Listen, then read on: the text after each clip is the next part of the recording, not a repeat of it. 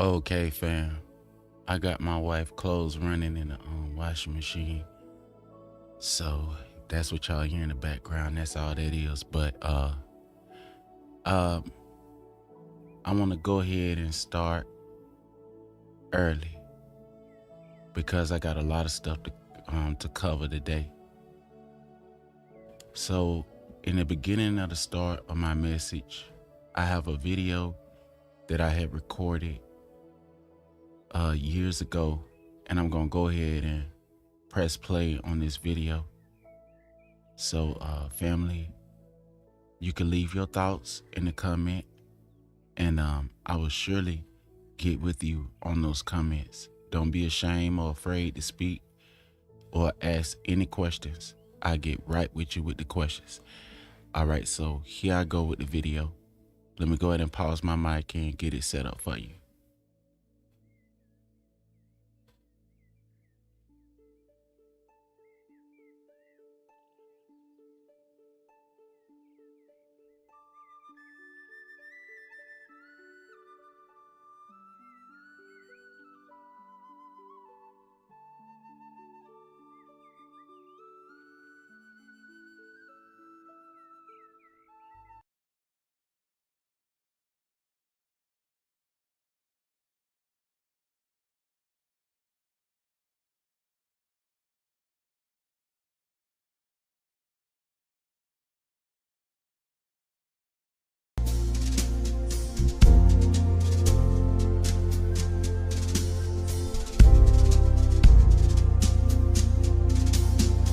LGBTQTLOMNOP community.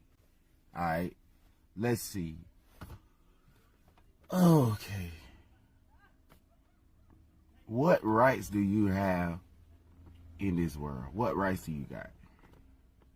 What rights you got? Okay? We're gonna do it like that. What's up, cuz? Alright.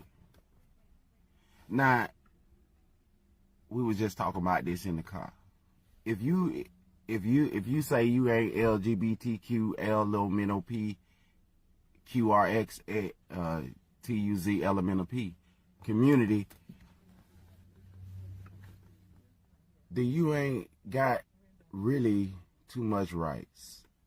You understand? Because I was listening to this elder. He was talking online, European guy. He was talking, making a whole lot of sense, right? And he was stating to the people that, you know,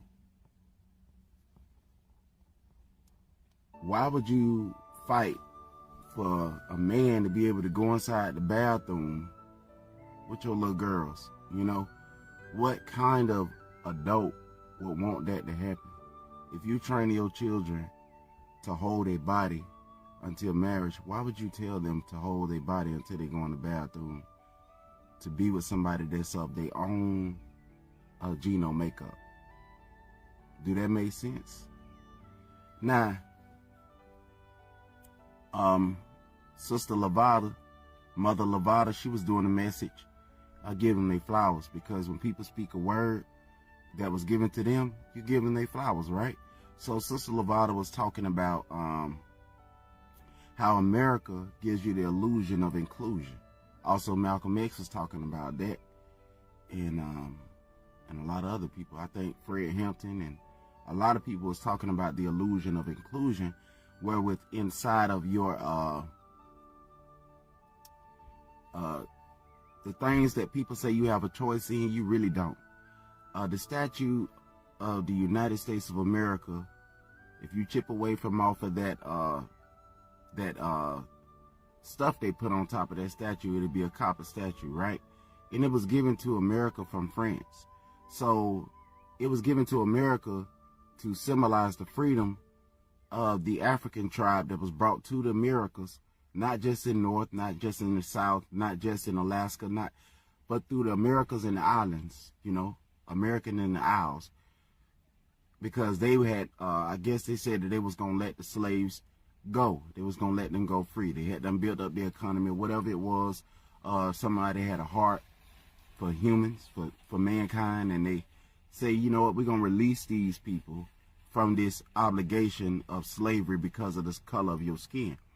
Now, America, instead of them saying, we're going to release the Nero, Italian. We're going to release the Neros and we're going to let them be free, you know. So in Europe, and that's why a lot of people wanted to go to Europe.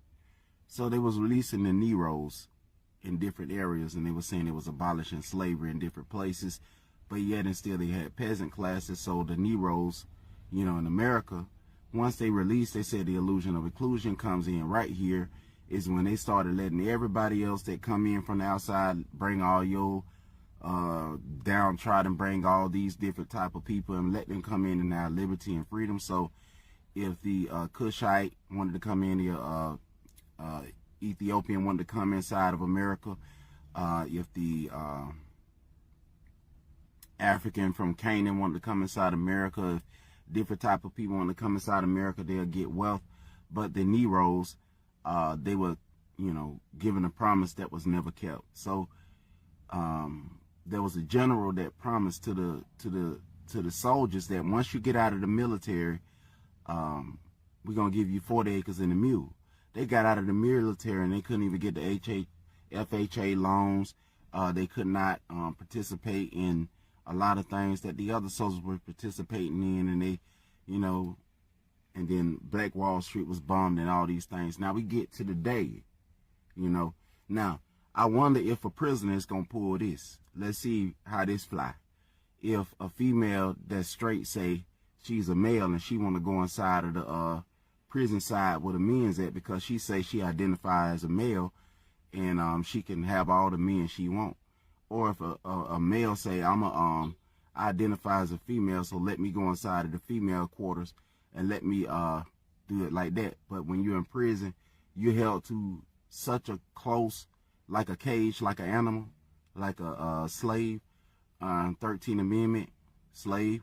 So you left in those close quarters for such a long time, or many a times for crimes that is not crimes. Many a times it's for you speaking what the words say. Many a times it's for you standing by what the words say. And you get thrown inside of these prisons, and you may have a wife, you may have children, you may have a fiance, and if you didn't comply with wickedness to agree with LGBT community or any other doctrine that they got out there, then you are left to, you either gonna go to prison or you're gonna be brought down to society by people destroying your name, destroying who you are as a person, to the point where if you went to go to try to apply for certain things that other people would go and try to apply for, you would not receive that because of who you are according to your genome makeup. So it has gone past the color of your skin. Now it has gone past what you believe in morally. So now your moral doctrine is, see, if we were so angry back then because we were put inside of captivity because of the color Nero, because of the color black, Negro, and in Latin, another way to say Negro is nigger. So that's nigger. That's Latin. That's ancient Latin. That's how you say Negro, or you may say Nigerian. So Africans from Ham was Nero. Africans from Sham was Nero. And also, if you think about it, Japhet was Nero, but they had a albino war back in the day. So people started, you know, indulging in Blackio-Mento. So now you get, wherever you go, if you own everywhere you go, and if you are native to everywhere you go, then how come you have to war and take and steal and kill in order to get the things that is there if you are a native to that place? So now, you had to have slaves to come inside of America to build up America. And people say you have to prove who you are in order to get reparations. So if I have to prove who I am, then we can look at it this way. Mother Debbie, Deborah, and her husband, Yahoo, they was given a message the other day saying that if I want to prove who I am according to my flesh, then the only thing that I will have to do is just show my last name. I don't have my native name that our ancestors had when we was brought over here, but we have this new names that was given to us. They wasn't new because there was other men's name that they named the slaves, the captives, you know, because of the World War, that is not counted as a world war because during that time you was not seen as a human, you were seen as 3/5 of the human.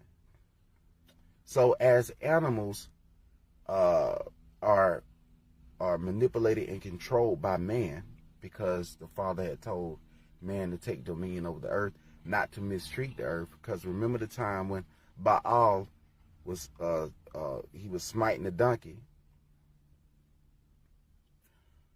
and the donkey spoke back to him and say, "Stop hitting me," you know. The donkey saved his life. Now the Father was getting ready to punish this man, not only because he was mistreating creation, but also because he was going to curse a tribe of people that was getting ready, their name was getting ready to be changed. Because remember, the dark races of people were under colonism, so that dark race of person had to go somewhere. And so the scripture strategically gives us understanding of where these dark races of people went. The scripture says in Davarim in Deuteronomy chapter 28 that they would go on slave ship. And if we would doubt there's also prophecies inside of Jeremiah, even Messiah himself spoke about the same thing to let you know that these things must be fulfilled. As Messiah said, you know, when Kepha wanted to take away, he said, listen, he said, you shall never die for me. And Hamashiach, he told him, he said, get thee behind me, Satan. He told the spirit that was manipulating Kepha, he said, Shimon Kepha, he was manipulating him, getting him to believe that, you know, I got to fight for Mashiach in order for him not to die. But it was forespoken about that our Mashiach would die on the tree. Now, this is how we know, because look at your name. My middle name is an Italian name, and the New Testament, they say that the Pope of Rome had translated the scripture into Latin. So if a lot of your writings in the scripture was translated into Latin, translated from Latin, translated from Grecia, translated from Greek, Latin, and Hebrew. Now, was it Yiddish? Hebrew. But what manuscripts did they use? They told you. It was the ancient texts. So you have those symbols, symbols in Africa, in the villages. A tribe of people use symbols to speak.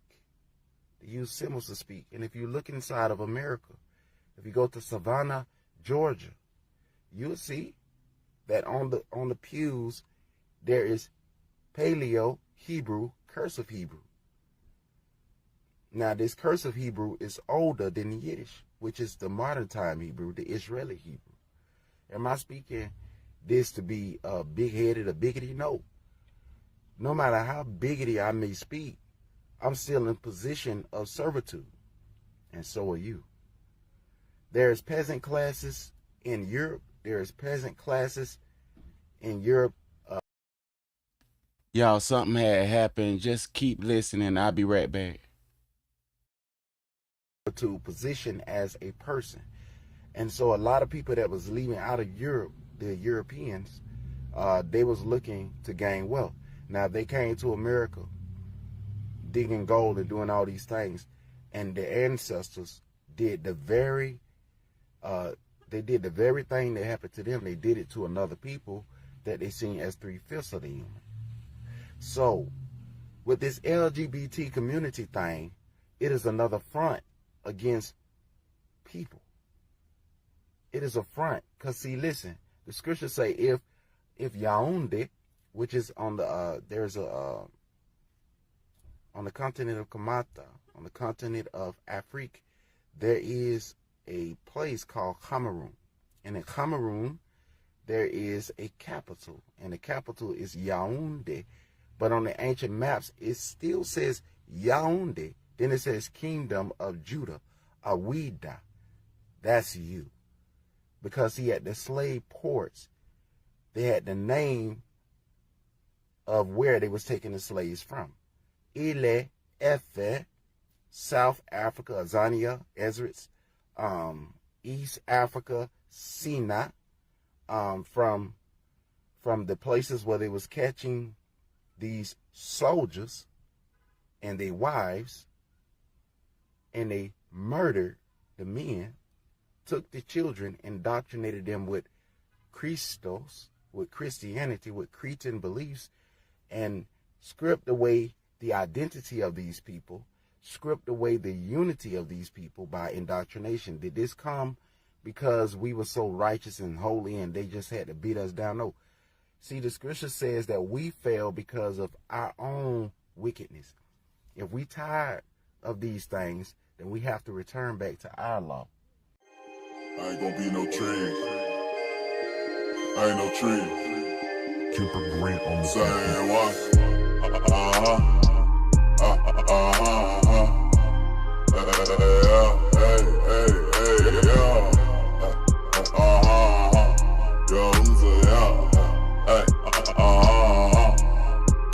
A bit different from the crown watcher in the progress stopper. Selling your people for a couple of dollars. Tick talking the last time. Look at.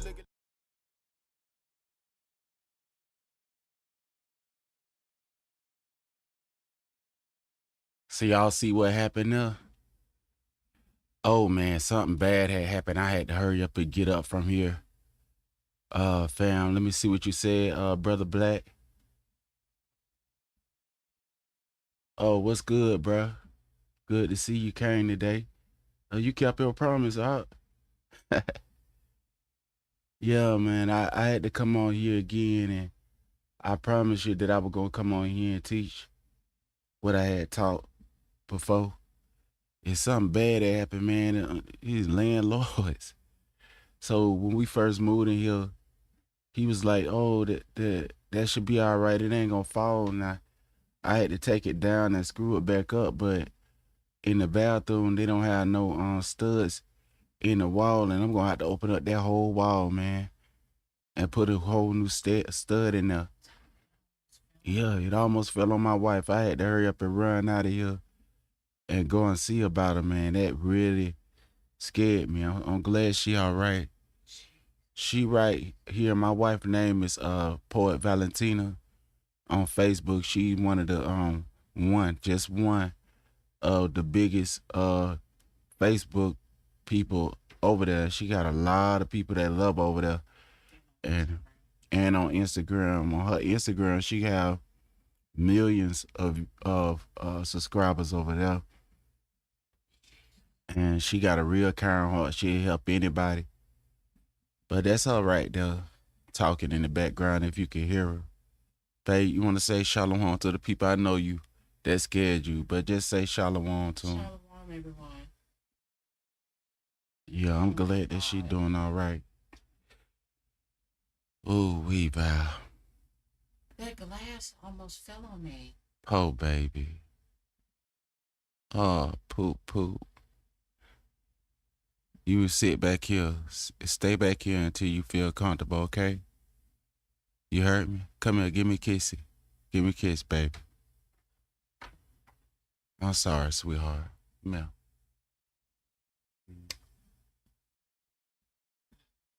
All right, fam, I'm finna go ahead and start this. Babe, sit down right there. All right, I'm gonna go ahead and start this message. So here we go. Now this right here, this brother right here is going to explain the Hamitic curse doctrine that's been going on, and I will share the links to this website once I get off of here.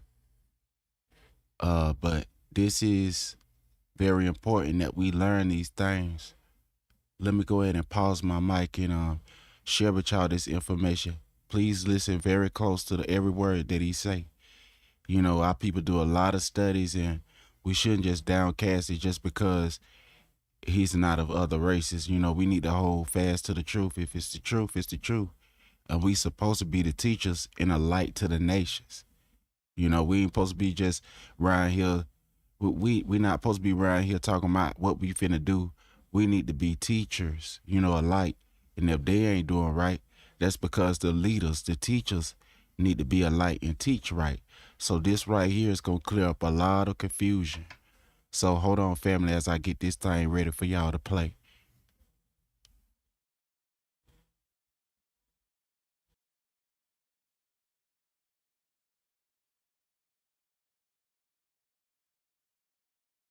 Part of the problem was that Christian abolitionists had an issue when advocating for the end of slavery.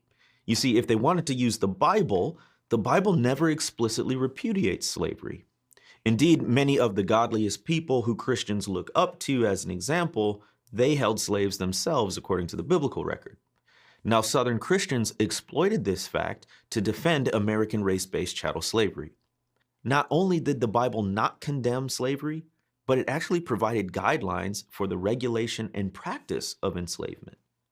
So Southern slaveholders challenged abolitionists to cite chapter and verse where the Bible explicitly condemned slavery as wrong. And therefore, the Civil War actually became a battle of how to interpret the Bible. For example, Southern Methodist preacher J.W. Tucker wrote in 1862, "Your cause is the cause of God." He's talking to the Confederates. "The cause of Christ, of humanity.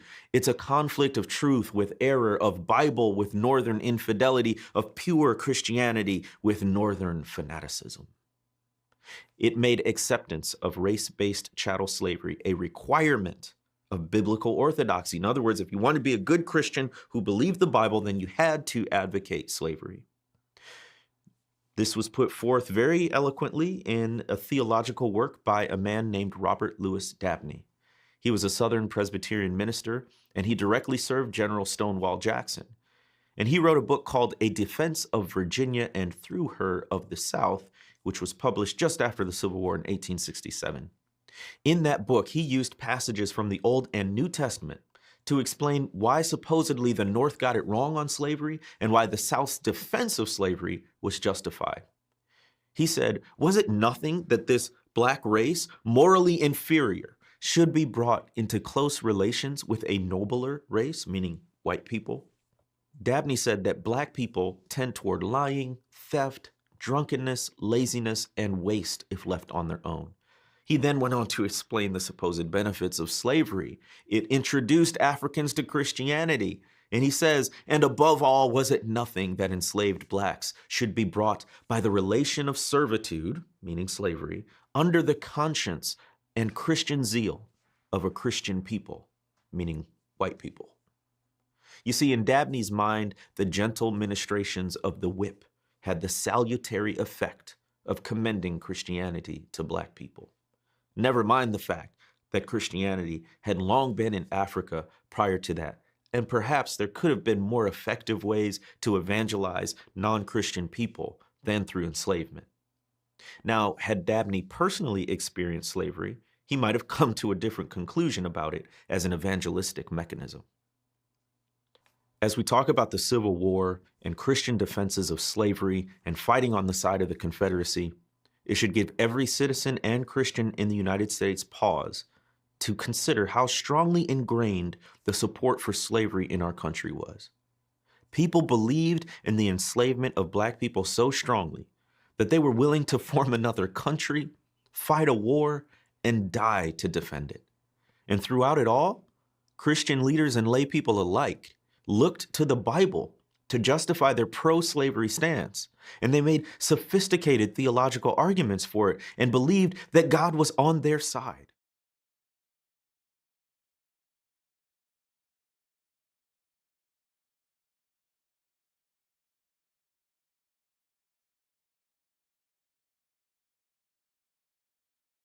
All right. So you heard what he said. Now, I want to tell you something. Biblically, nobody in the Testament and the covenant was called Christian. That is a Greek word. What we were called is the assembly when we all came together. But if we wasn't together, then how could we be called the assembly if we neglected to assemble ourselves together, as many of us have made it accustomed to do even in these days? So how can we be the assembly when we don't join together? See, with these doctrines of man, they have taught us not to see ourselves as a people unless we all agree on theology. But when my mother had me, the scriptures say, from my mother's womb was I born and shapen in iniquity. But even though while I was being shaped in iniquity, I was born with sin already in me, yet inside of me, inside of my mother's belly, I was still being formed, and I didn't come out a bastard child. I had a mother and I had a father, and they had a mother and they had a father. Who you are as a person and what you believe spiritually is not the same thing. Now, in America, there are many people that is of the European, or what they say, the Japhethite race. Many of them do not believe in the Ku Klux Klan. Many of them do not believe in being a skinhead. Many of them do not believe in the good old boy clubs. Many of them are what you would call true servants of Yahweh. But just because they accept a religion or accept a theological truth that Hamashiach in the Bible in Revelations chapter 1 is the true Mashiach, does not take away from who they are as a person. Else, Messiah would have came so that he could take away land rights, land privileges, heritage, and annul all creation by making man no longer man. See, when we read inside of Romans, when they say there is neither male nor female, it does not mean that male and female no longer exist. What he was saying, there is no more exclusion, or there is no exclusion. I may say, I had to correct myself. There is no exclusion. All are under sin and all need to repent. Some people believe that they become a sinner when they commit a sin, but the scripture clearly states that all have sinned and fallen short of the glory of Allahayim. There is none righteous, no, not one. And I say Allahayim because that's how you say it in the language of Adam, and the ancient Hebrew that the Greeks called Canaanite Hebrew, and they called the people that they came down there to see Canaan. I have a book that I'm going to share with you today, Yahweh willing. It's in the book of Maccabees. If you can look it up, you can get one off of Play Store. And if you have an apocryphal, that means hidden book in Latin, you could go ahead and open up to First Maccabees. And we're going to cover who are the Grecians. And we see in the records, and I have that as well, I'll share that with you if Yahweh willing. Who did the Greeks call the Israelites when they came down there to Northeast Africa? I can also look up in the Webster Dictionary to show you that the eastern part of Africa was called Northeast Africa by the European races. Because when you look inside of the first word in the dictionary, in the Webster Dictionary, it'll tell you about an animal called the aardvark. And it's going to give you a geological location for that animal. So family, let me go ahead and pause my mic and play you a song for right now until that washing machine get done that I'm washing my wife's clothes in, until that get done, and then I'll be right back, all right?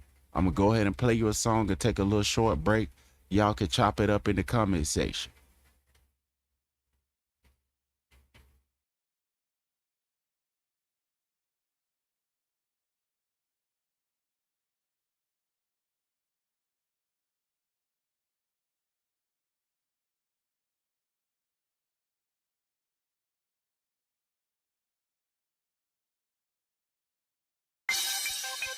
Now what's the definition of being a kidnapped nation?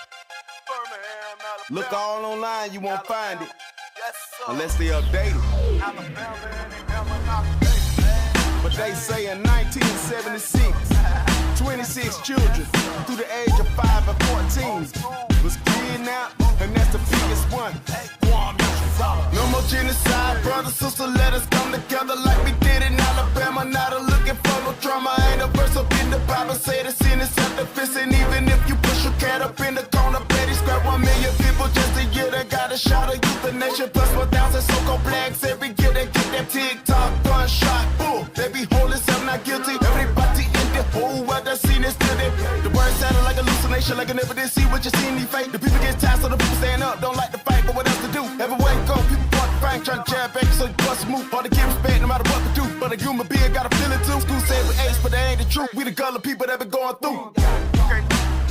To be a cell lot, you can't pay me to be a cell lot. You can't pay me to be a cell lot. You ain't got enough. You ain't got enough. You can't pay me to be a cell lot. You can't pay me to be a cell lot. You ain't got enough. You ain't got enough. Somebody borrow the butter biscuit. Somebody feed the butter biscuit. Somebody love a campaign skin. I said, or somebody feed the butter biscuit. Somebody love a campaign skin. I said, or somebody love a campaign skin. Somebody feed the butter biscuit. I said, or somebody feed the butter biscuit. They told me that's the past. What happened yesterday? Well, everybody want that mass move. They want that joker face. They don't really care. They want their pocket line. But when no sheep and letters get the faucets misaligned. No vote for a sale. I'm sick of wasting time. I tell the truth to my people. Let the light shine. From sea to sea, hear the mystery was getting I revealed. And always wonder why my people always get it killed. For the lack of the knowledge, always living in front of the carpet. Talk back to the covenant, how people made a real promise. And ain't no bribe money, bet the brothers stand for something. But got my eyes on them all, that's the prosper for me. Grandma told me if they hit you, better hit back. Now like we gotta apologize if you win track. You love your fights, lessons at home, if you still black. Grandmama, granddaddy didn't play, now where the sweet now you can't pay me to be a cell lot. You can't pay me to be a cell lot. You can't pay me to be a cell lot. You ain't got enough, you ain't got. I said if somebody want a butter biscuit, somebody feed the butter biscuit now. Somebody feed the butter biscuit. I said if somebody feed the butter biscuit. Yeah. Hey, ¿qué hora es? That mean what time it is. And Espanol. Wake up, Dr. Ross. Now what's the definition? I'm back now, fam. Alright, let me pause my mic real. Let me pause that song. I ain't know I had it on repeat. Alright. Yeah. So the washing machine ain't done yet, so it's doing its thing. It's doing what a washing machine do. So let me go ahead and, start this up for you. This right here is First Maccabees. I know a lot of y'all is probably not familiar with this book, but I'm gonna go ahead and read it so y'all can see this book right here. Family, this book was on earth during the time of Messiah. That's how old this book is. This book, Messiah, this was in the scrolls, all right? If you know about anything about the Ethiopian people or the Ethiopian Bible, that's also, they have more books in their Bible than we have in our KJV Bible. Let me go ahead and read it in verse 1. Now, remember, I told y'all about the Greeks, and I'm going to show y'all a record of them acknowledging who they called Canaan when they came down there to colonize Africa. All right, now look at this. And it happened after that Alexander, son of Philip, remember Alexander the Greek, or what they call the Great? Here go a record of him in the Bible. And it happened after that Alexander, it's real history, son of Philip, the Macedonian, who came out of the land of Chathaim. Now, that's the Roman nation right there. That's the people that speak Italian, Latin, okay? Land of Chethim.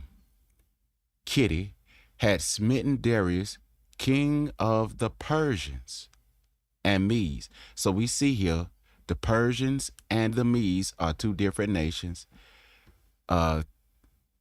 Alexander, son of Philip, came from Macedonian, who came out of the land of Chathaim. All right, so he came out of the land of Kittim. All right, Rome.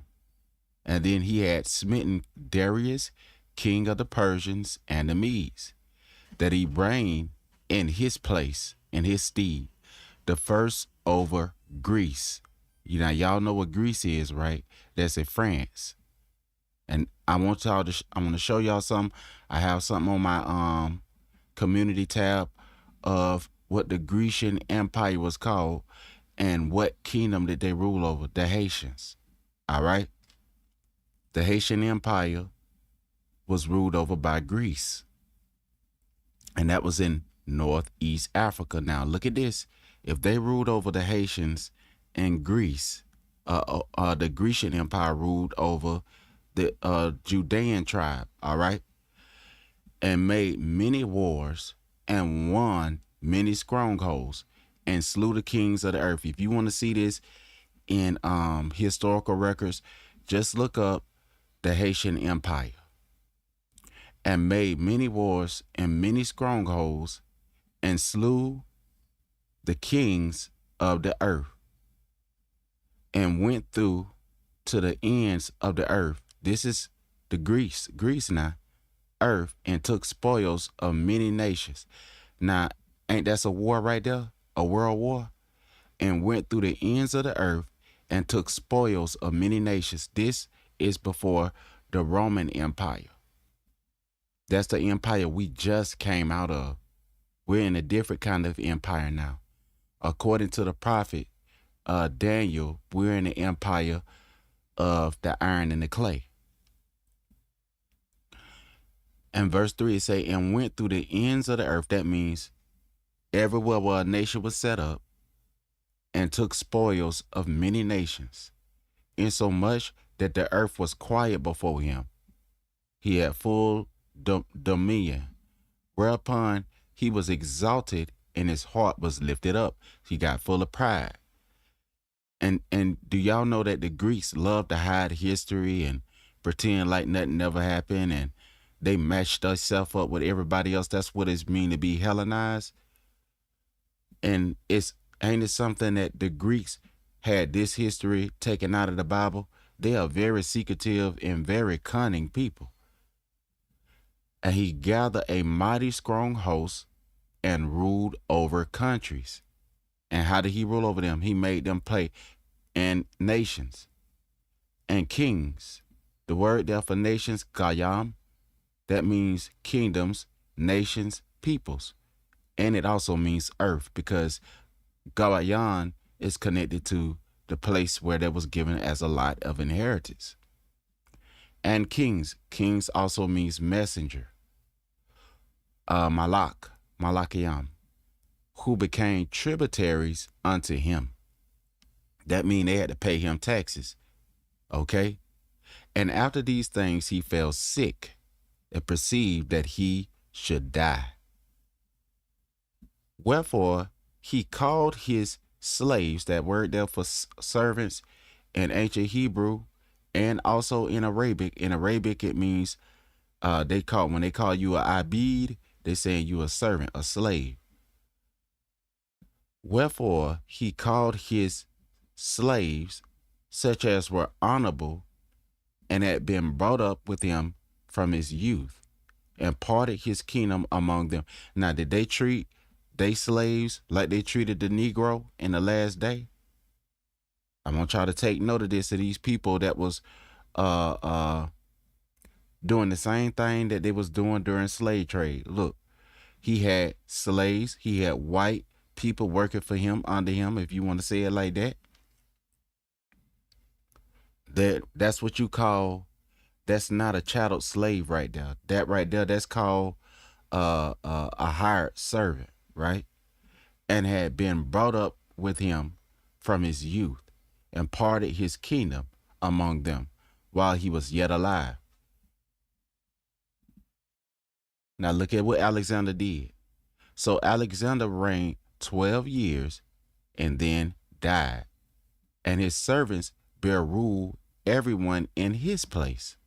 So he didn't pass it over to the people of the countries that he stole and colonized, but he passed it down to the people that he set to rule over them. That was his comrades, you know, like the ANC is in Africa. So Alexander reigned 12 years and then he died. Now, this is where the first colony set up in Africa, right here in our land, family. That's why we was the first ones to be taken up out of there. But they didn't come at us. Let me explain this to you. They came at us, but they hit a part of us first. A part of us went into captivity first.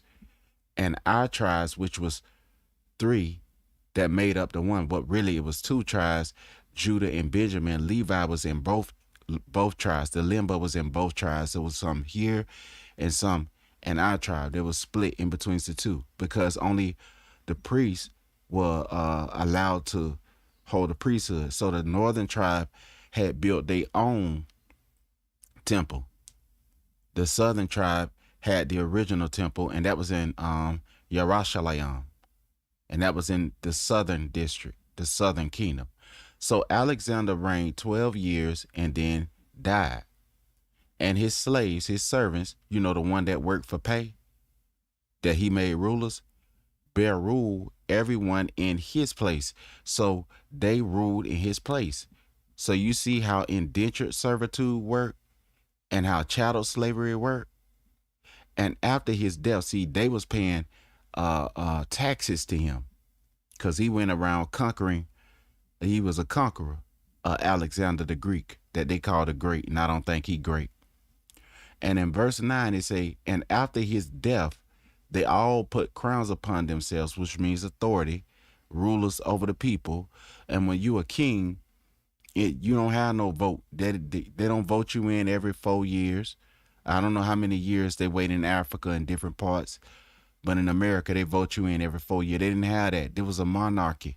So these people crown themselves, and that means that they go through their children.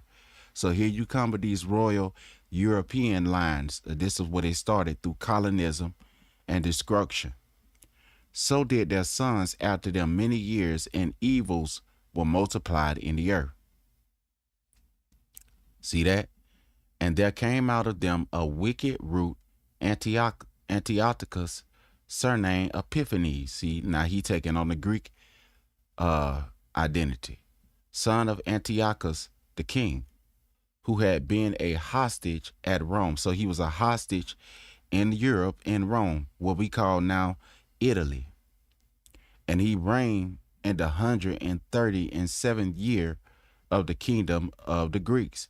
Now, I want you to know that the children of Yavan,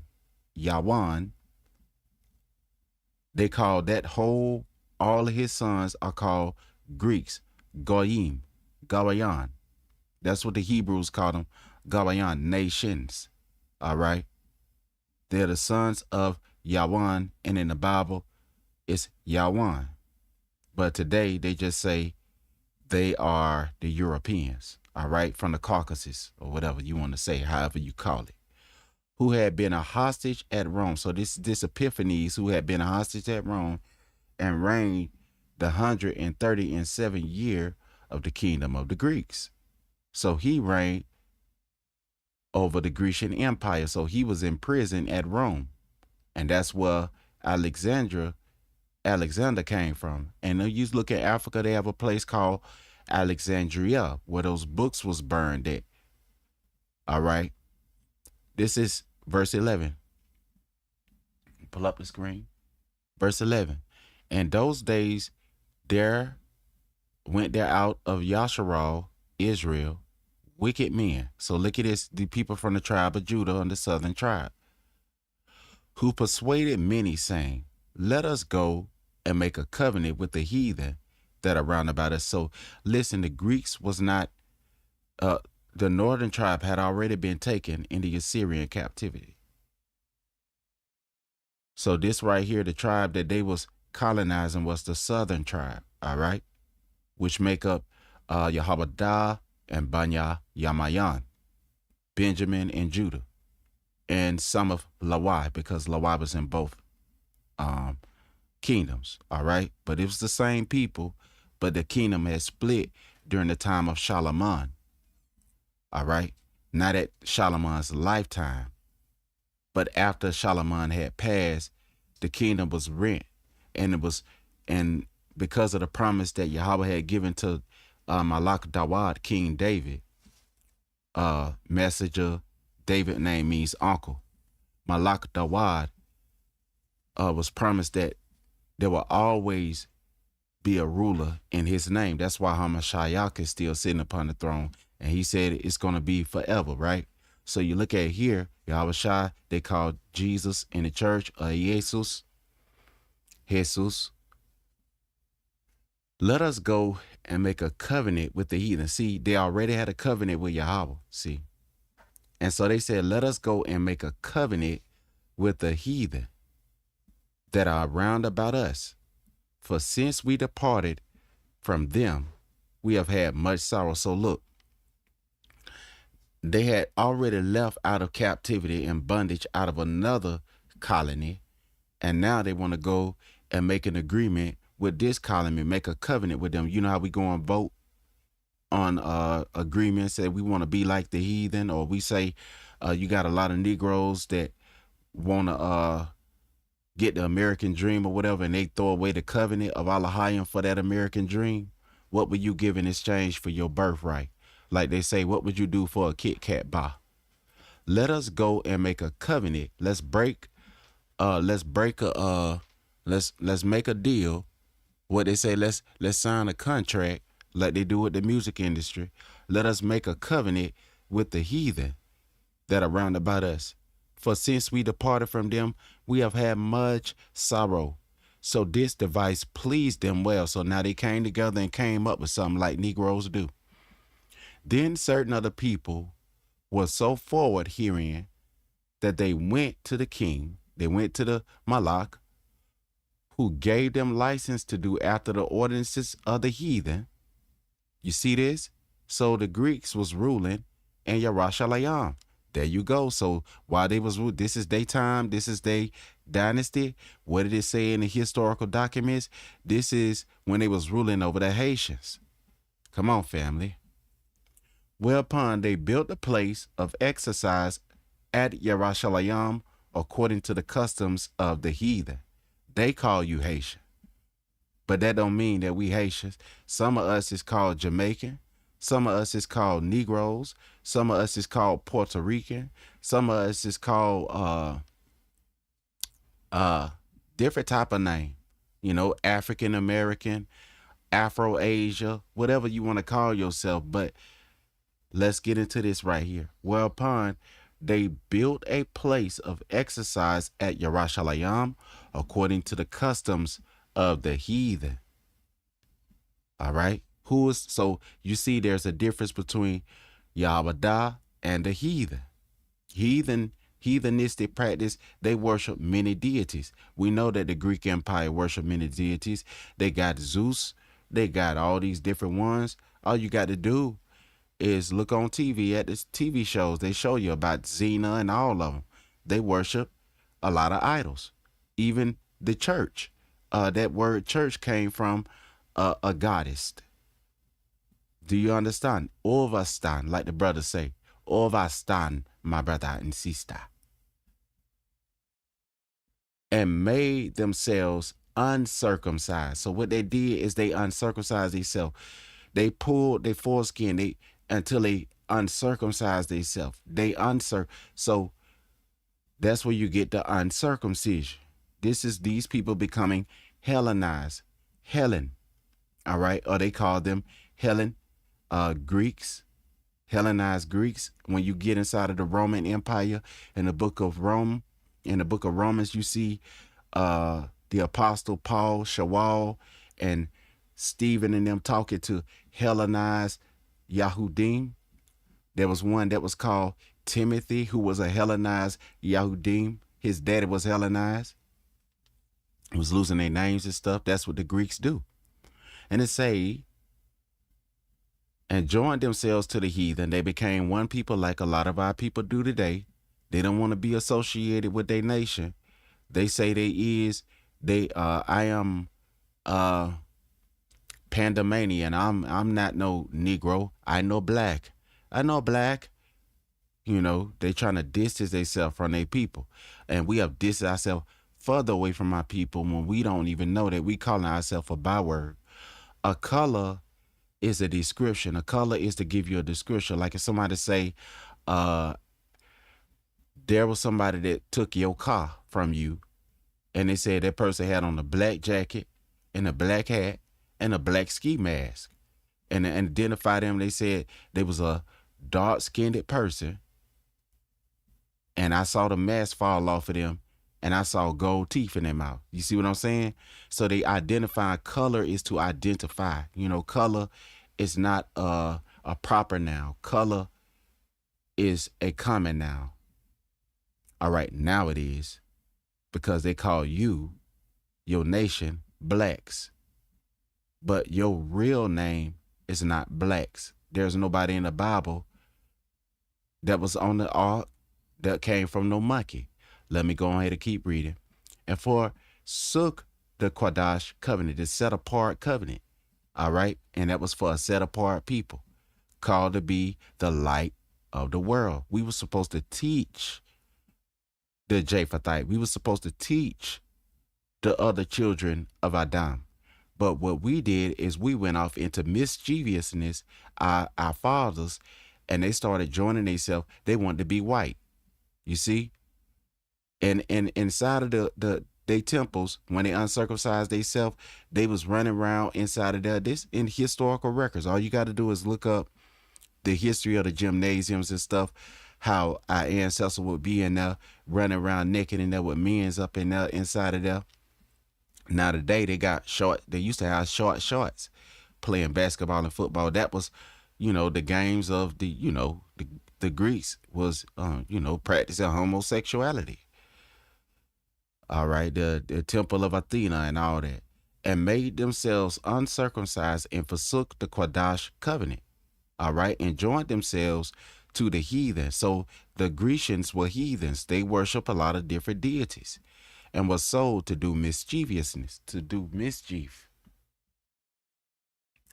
Now, when the kingdom was established, the kingdom of the Hellenized people, look at what they did.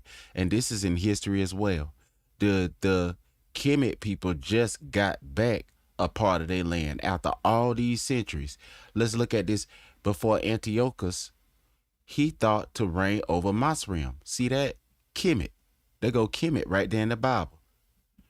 That he might have the dominion of two realms. So he wanted to have dominion over the Hamitic realm that was ruling. That was one of the greatest powers at that time.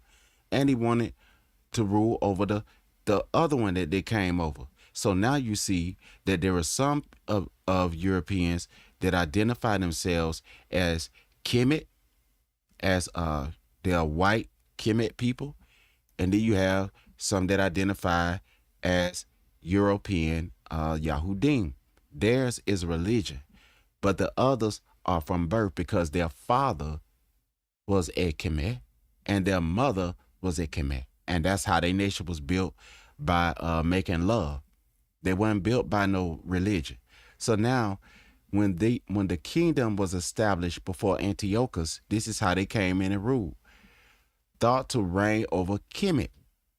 There was, and what did they do? When you look inside, look over there at the Sphinx noses and stuff, they knocked the nose off of there. If they seen them African nose on that Sphinx, everybody in the world would have known that was a African tribe. They was covering over history. Look inside of the catacombs of Kemet, and you will see dark-skinned people as slaves, and you will see dark-skinned people as the tax master. Okay, so that is Yasharal and Kemet. Our kingdom was formed out of Kemet, but we were not Kemet. We were not the rulers of Kemet. But our ancestors, some of them were rulers in Kemet. Masha, they say Amoshe, Amasha, Amusa, or something like that, from one of the dynasties. I think they said the 13th dynasty. And you have Yabasap, who was named Zap, not Panea. He was a ruler over in one of the dynasties in Kemet. But we came there as sojourners out of Canaan, and that was further up from their land. So we came down there because there was a famine that came through, and Yabasap was called Zaphnapanea because Yahweh used him to save and spare all the people in the land that they call Africa now, or Ophir, or the land of Cush, the country. They call all of the continent at one time Cush. They call all the continent at one time Ophir. All right. He thought to reign over Kemet, that he might have dominion over 2 realms. So they want to rule over 2 realms. Wherefore he entered into Masrim with a great multitude, with chariots and elephants and horsemen, and a great navy. So what is a navy? The people that come with ships, right? And made war against Ptolemy, king of Kemet. So this, we're going to see what happened to the original Kemet people. But Ptolemy was afraid of him and fled, and many were wounded to death. This is Yahweh recording this, another kingdom that they wanted to have dominion over, and they got dominion over us now.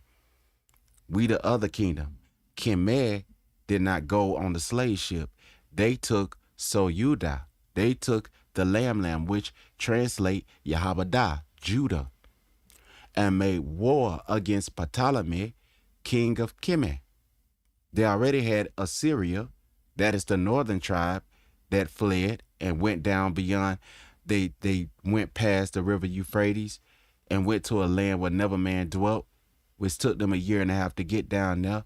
They went south, and they set up monuments and stone monuments to show what they went through. They called them the Limba, they called them the Igbo, they called them Yaruba.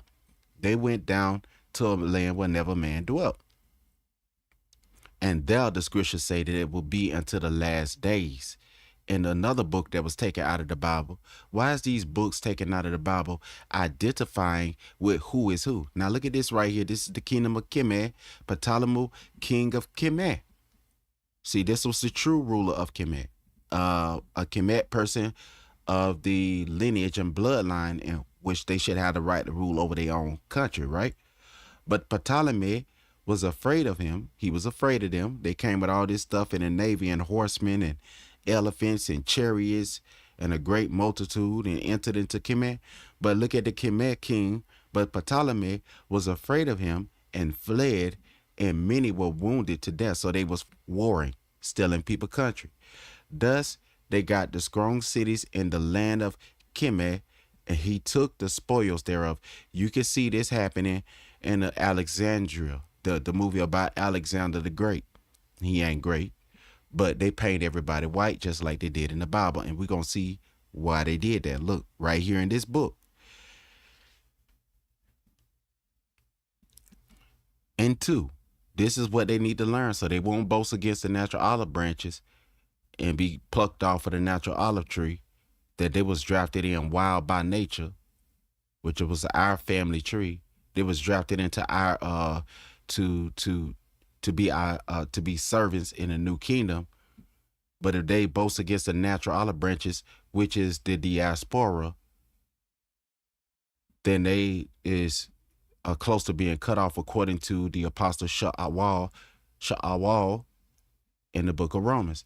After Antiochus had smitten Kemet, he turned again in the 143rd year and went up against Yasharal and Yarashalayam with a great multitude. Now Ptolemy, the Kemet, what they call the Pharaoh, he left. That's when they fled out of their land. They fled because they was murdering them.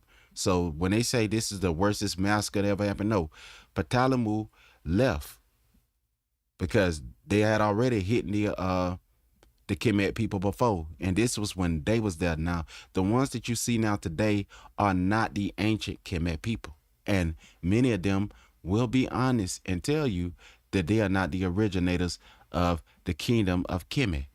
All right. And entered proudly in the sanctuary. And this is when they turned around and hit the niggas, hit the Negroes, the Yasharal people, Yahabadah, and entered proudly into the sanctuary and took away the golden altar. So they took the Greece, France, took the golden altar and the candlestick of light and the vessel thereof and the table of the shewbread, the things that we valued as a people back in them days, and the table of the shewbread, and the poured vessels, and the vials, and the censer of gold, and the veil, and the crown, and the golden ornaments that were before the temple, all which he pulled off. He took also the silver he desecrated. He took it. He took also the silver. Look inside of their museums now. They still got a lot of our stuff inside of their museum. He took also the silver and the gold and the precious vessels. Also, he took the hidden treasures which he found. He found the hidden treasures that a lot of our ancestors buried under the ground, under them caves and stuff that they built under the temple. And when he had taken all away, he went into his own land. So he took it and went to France, went back to Greece, to the lot of inheritance of his fathers. He took from our fathers and went and brought it to his land, having made a great massacre. So he massacred in Kemet, and he massacred the people that's called niggas in diaspora or Negroes, and made a great massacre. And Negusi, they call us Negusi, and the Kawash, and Kush, in the Kushite language, and spoken very proudly. Therefore, there was a great mourning in Yasharal. That was the kingdom of our granddaddy and grandma, and every place where they were. So even the people in Kemet was mourning. So Africa was mourning. The chief places of Africa was mourning. So that the princes and elders mourned, and the virgins and the young men were made feeble. So our sisters that was virgins and the young men were made feeble. They were made weak,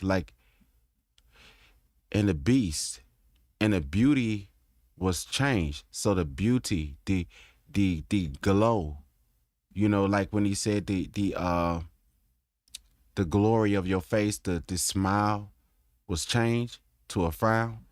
Every bridegroom took up lamentation. Every newly bewedded, every bridegroom, every former took up lamentation. And she that sat in the marriage chamber was in heaviness. So even the ones that had just got married was in heaviness. They couldn't even enjoy their marriage ceremonies. These people came through and started slaughtering people and taking stuff out of the temple, and they went and slaughtered the Kemet. All right. The other tribe over there, that was another kingdom beside us. There was the Kemet people who came from Ham. They call Ham today, but that was the Kemet. All right, and then we was Yahabadah. The land also was moved for the inhabitants thereof. And all the house of Ya'quabah was covered with confusion. So that means all the 12 tribes was covered with confusion. And after 2 years fully expired, the king set his chief collector of tribute unto the cities of Judah. Y'all see this? He didn't send it to Germany, which is Ashkenaz. He didn't send it over there to Russia and no, he sent it to Judah. He sent it to Judah, the oppressed people that's being colonized. Like right now, we still paying taxes. Look at some of our people in Haiti is still paying taxes to France right now, to the Greeks right now. Tribute unto the cities of Yabadah, who came unto Yerushalayim with a great multitude.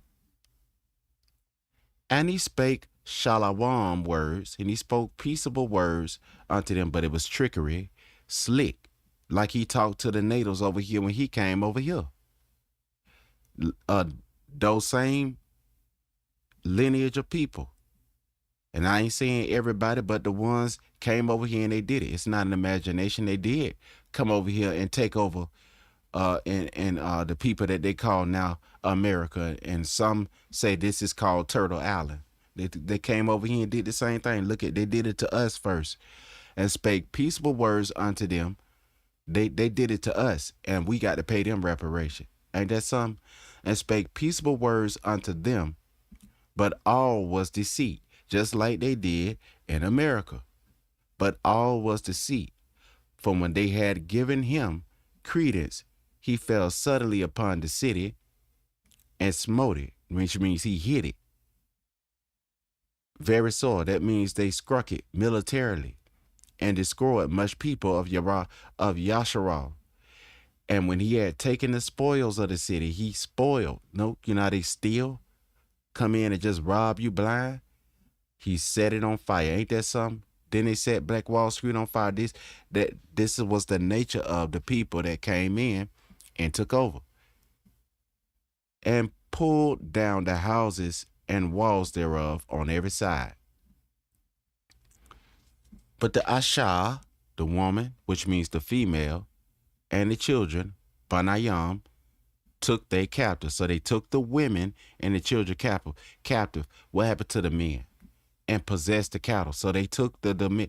They didn't want the man to rule their stuff. They took the woman and the children captive. Property. Possessed the cattle. Then builded they the city of Dawad with a great and strong wall. So here you see them now. Now they done destroyed stuff and burned it down. And now they building for themselves a city of Dawad. This is what you call boasting against the natural olive branch in flying colors in a most horrific way. And with mighty towers and made it a stronghold for them. So they ain't making no stronghold for the people that was there. The people that they say what they say now. I don't like this word either because Pastor Kelly dealt with me on this word, Aboriginal people. But they took, because we not aboriginal to our land. We're not no abnormal person to that place. That's our inheritance that they took and built them up a strong city for themselves and called it the city of David for them, not for the people that was there. They took your crown fell from your head and they took it. And they put therein a sinful nation. So then they put in there a sinful nation in your place, just like they did in the last day in 1970, I think 6 or 1997. Anytime you say what happened in history, they say you speaking anti-Semitic, but it's just history.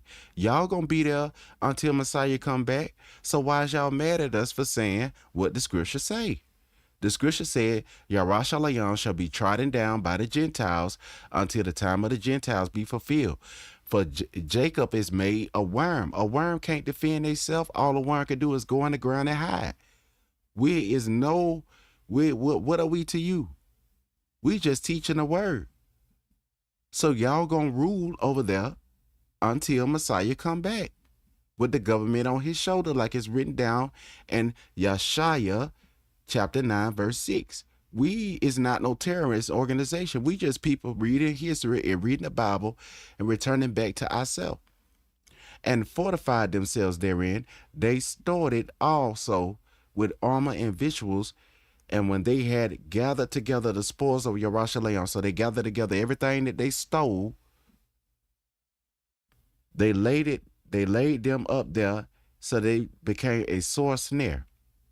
So they laid up the stuff that they stole from our ancestors as a trap, so that our people can run and think they can come get it. For it was a place to lie and wait against the sanctuary. So it was a trap. It was a military decoy. What they did when they laid our stuff, say, oh, they gonna come and get their stuff. So it wasn't theirs. That's why they knew to lay it there as a trap. For it was a place to lie and wait against the sanctuary, an evil adversary to Yasharal. This is what the writers back in them days said. There was a evil adversary to Yasharal. There was an evil adversary. Thus they shed innocent blood on every side of the sanctuary and defiled it. All across the country, they was murdering and massacring people, insomuch that the inhabitants of Yerushalayim fled. They left. Why? Because of them. They didn't leave because of a imagination. They didn't leave because it wasn't their place. They didn't leave because the people were so delightful and they just said, let's just flutter out of the land with flowers and balloons and cake and just fly and pop the balloons and blow happy birthday whistles and just float inside of the midst of the dewy sky. No, they left because these people was, whereupon the city was made an habitation of strangers. You see that? Of strangers. Of Yalad. Of strangers, foreigners, aliens, an alien race. You know, a person that's not their land of inheritance. They came in from another place where they are not an alien, and they and force you out. So now you are an alien somewhere else. Unless you stayed. I mean, if you stay, that means you're going to die or you're going to go through something. So they left, right? And back in slavery, they said you was mentally ill if you ran away. So, I mean, when they wanted to make you a slave and keep you a slave, and became strange to those that were born in her. So, see, and became strange to those that were born in her. So the people that left became strange to the people that was born in her. So the people that left, they was like, who is them people? You know, they actually didn't know. Like, they pushed them out and they say, we the people here. Y'all is the strangers. Y'all is the foreigners. You know, just like in Kemet. They say, we the Kemet people. We gonna, man, we everybody else, you know. Her sanctuary was laid waste like a wilderness, like a Sahara, like the desert. Her feast will turn into mourning. Her Shabbat into a reproach. Her honor into contempt. And that's the same way that we are today. As had been her glory, so will her dishonor increase. So the same magnitude which was our glory was our dishonor decreased. Now listen at this right here. The more denigrated you have to be as a person, it shows how far and how hard somebody had to work to break you down. So that means you must have been a very great nation to have to be brought down so low. So whatever extent of authority or rulership or a rich nation you was, that's how far you had to be broken down. And we were broken down because we broke our covenant. And we see right here in the scripture that our ancestors despised the covenant and they wanted to become like the heathen. Moreover, King Antiochus wrote to his whole kingdom that all should be one people. So look at this right here. So now they say everybody need to stop being who they is, and we all one people. We all come from Adam. Look at this. While they ruling in your country, and also they got their own country, They say now all of us need to be Adam, and I'm the real ruler. But everybody is the same person. You have no inheritance or nothing. You supposed to be always be under me and pay tribute to me, right? So now this is the work of colonism. So all the heathen agree. So all the heathen agree, not the Israelites that they said was a strange people that y'all ain't the people from over here. We the people from over here, right? So all the heathen agreed according to the commandment of the king, not to the agreement of Yasharal. Yeah, many also of Yasharal consented as well. So a lot of our ancestors, a lot of our fathers consented with it as well. We would call them who's selling out the people, like a lot of people that say they Buddha lay and sacrifice unto idols. Now, I'm not trying to say everybody that's in the boule is wicked. I'm just using that as an example. The people that got the wealth in our community that don't want to share the wealth, and that make sure that you stay in poverty so that they can keep money in their pocket. Them people. Not the ones that say, I'm not like that and I'm doing this and I'm doing that for the people. I'm not talking about y'all. So please stop putting yourself up in a way and let us hit the people that need to be hit, Mashbaka. Yeah, many also of the Yasharal consented to his religion. So that was a religion, not your ethnicity, not your birthright, but what they gave you, colonism, was their religion. This is what the gathering, the church of people did to y'all. See, they church, they assembly gathered together against your assembly. We're assembling together or not together. We still a nation, but if we assemble together, now we are a Quahal. Now we are a Mashkan together in the gathering place. But if we not assemble together, we are a people. But when we assemble together in Greek, in the Greek language, when we come together as a people, that's when we are a church. Anybody can gather together and be a church. Even the one that worship the devil can gather together and be a church. Even the person that say that they practice bestiality is a church. If they gathering together doing the same thing, they are a gathering of people coming together. The people in the White House is a church. All right? Because that's what church means. It means assembly. People that gather together. A military can be an assembly. If nations make a peace treaty with one another, they are an assembly coming together. They are a church coming together making an assembly. It does not always mean something with Yahweh, because you can gather together to do evil, you can gather together to do good, or you can just gather together and ignore each other. But you're still a church if you just gather together. But that don't mean you are Yasharal just because you can gather together with people. You feel me what I'm saying? If I gather together with Kemet people, it don't mean that nobody else that's gathered together is not a gathering together of people, right? When we all gather together for the protest of George Floyd, everybody gathered together, but some people had a different thing in mind, but we all came together, right? For the king had sent letters by messengers. So that word church does not mean what people make it mean today. It just means assemble together. But it does not take away from who you is as a people. Unto Yerushalayim and the cities of Yabadah, that they should follow the strange laws of the land, and which I'm tearing down today with truth. What I'm telling you today is tearing that down with truth. So the cities of Yahabadah, that they should follow the strange laws of the land. All right. So your laws, even in America, they said there is no law of the Negro that we have to keep. Your law, they despise your law right there. You see it right there. The people that they took on the map was Yuda. All right. So they despise your laws even in that day.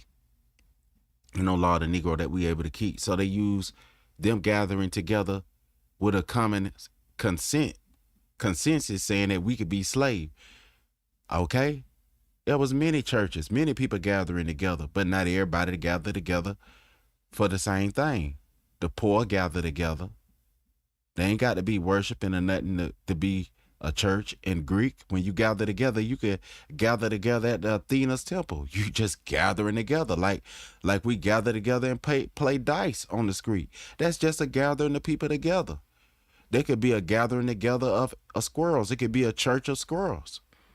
You know, there could be a church of bees. You know, a school of bees. Just like when you say a school of bees, that means a whole bunch of bees gather together. That don't mean they stutter and read it right in arithmetic. You know, just like you say a pride of lions. That don't mean that they full of pride. That's just somebody, that's what they named it, the pride of lions. Like with sister